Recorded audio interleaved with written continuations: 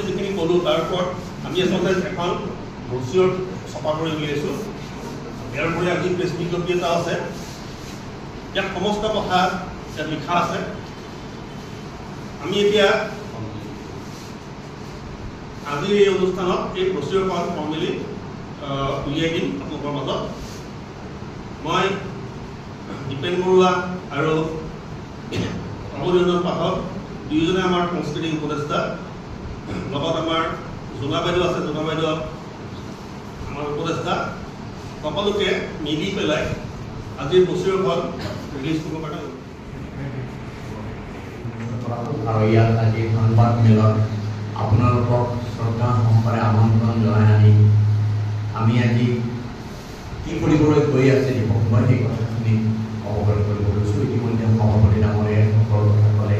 মই বহি দিছোঁ সদৌ অসম দিৱস সংঘ সমবেত সংগীত প্ৰতিযোগিতা 2025। ইংৰাজীত লিখিছে অল আছাম দিৱস সংঘ কোৰাছ কম্পিটিশ্যন 2025। এটি গীত আৰু সহস্ৰ সুৰৰ প্ৰয়াস ইতিমধ্যে সকলো কথা কৈছে। দিনাংক 2 নৱেম্বৰ 2025, অৰ্থাৎ দুটা মাহ আছে মাজত। স্থান জ্যোতি চিত্ৰবন গুৱাহাটী। 1960 চনৰ স্বাধীনতা দিৱসৰ দিনা অসমৰ এমুঠিমান সাংস্কৃতিক ব্যক্তিৰ উদ্যোগত প্ৰতিষ্ঠা হোৱা দিৱস সংঘই যোৱা 65 বছৰ জুৰি অসম তথা পূৰ্বোত্তৰৰ সাংস্কৃতিক আৰু সামাজিক প্ৰথাখনত অবিৰতভাৱে সেৱা আগবঢ়াই আহিছে। বুধাকণ্ঠ ডক্টৰ ভূপেন হাজৰিকা, শ্ৰদ্ধাস্পদ পুৰুষোত্তম দাস, ৰত্ন ওজা, ডক্টৰ বীৰেন্দ্ৰনাথ দত্ত, অমৰাৱতী, ঋদিক দত্ত, চাৰু গোহাঁই, পুৰ বৰুৱা, ইন্দ্ৰগণীয়া, বিৰিঞ্চিত ভট্টাচাৰ্য, মহানন্দ মজুমদাৰ বৰুৱা, অপূৰ্ব বেজবৰুৱা আৰু আন বহুতো শিল্পী সাহিত্যিকে দিৱস সংঘৰ মজিয়া অলংকৃত কৰি গৈছে। আৰু বৰ্তমানেও শ্ৰদ্ধা ৰমেন চৌধুৰী, সমৰ হাজৰিকা, জ্যোতি প্ৰকাশ দাস, দীপেন বৰুৱা, অভয়ৰঞ্জন পাঠকে সংঘৰ সাংস্কৃতিক উপদেষ্টা ৰূপে দিহা পৰামৰ্শ আগবঢ়াই আহিছে। আমি দুইজন গৈ গীতটো আমি দাদাৰ পৰা ল'লোঁ আৰু সেই গীতটো আমি উলিয়াই দিম আজি। সেই গীতটোৰ ওপৰতে সুৰাৰোপণ কৰি পেলাই দলবিলাকে প্ৰতিযোগিতাত যোগদান কৰিব পাৰিব। সেই গীতটো আমি দিন আপোনালোকক অলপ পিছতে দি আছোঁ। এতিয়া প্ৰতিযোগিতাত কোনে জইন কৰিব পাৰিব?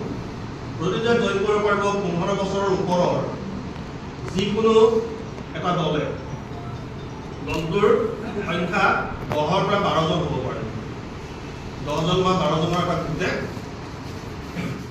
মন কৰিছে। এটা সময়ত সমতা সংগীত বুলি ক'লে বা কোৰাছ বুলি ক'লে অসমৰ ইমূৰৰ পৰা সিমূৰলৈ এটা ধাৰা সৃষ্টি হৈছিলে।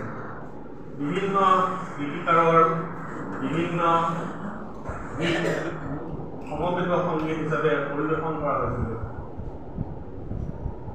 ভূপেন্দ্ৰ গান আছে, কেশৱ মহন্তৰ গান আছে, নিৰ্মল বাইদেউৰ গান আছে, এনেকৈ বহুত কেইজন গীতিকাৰৰ গান, বহুত গীতিকাৰৰ গান আমি সৰুৰ পৰা কৰি আহিছোঁ। কিন্তু আজি কিছুদিনৰ পৰা আপুনি যদি মন কৰে নতুনকৈ সমবেত সংগীত সৃষ্টি নোহোৱাৰ দৰে হৈছে। খুব কম হয়। চলো বা ডুৱেটবিলাক হয়, কিন্তু কোৰাছটো খুব কম হয়। গীতিকাৰৰ পৰা নতুন গান আমি নাপাওঁ। শিল্পীসকলে নতুন সুৰৰ সৃষ্টি কৰিব নোৱাৰে। এনেকুৱা এটা পৰিৱেশ সৃষ্টি হৈছে। আগতে আপুনি জানে জগদীশ শৰ্মা কৰণী এটা সমবেত সংগীত প্ৰতিযোগিতা গুৱাহাটীত চলিছিলে। বহু বছৰ ধৰি চলিছিল।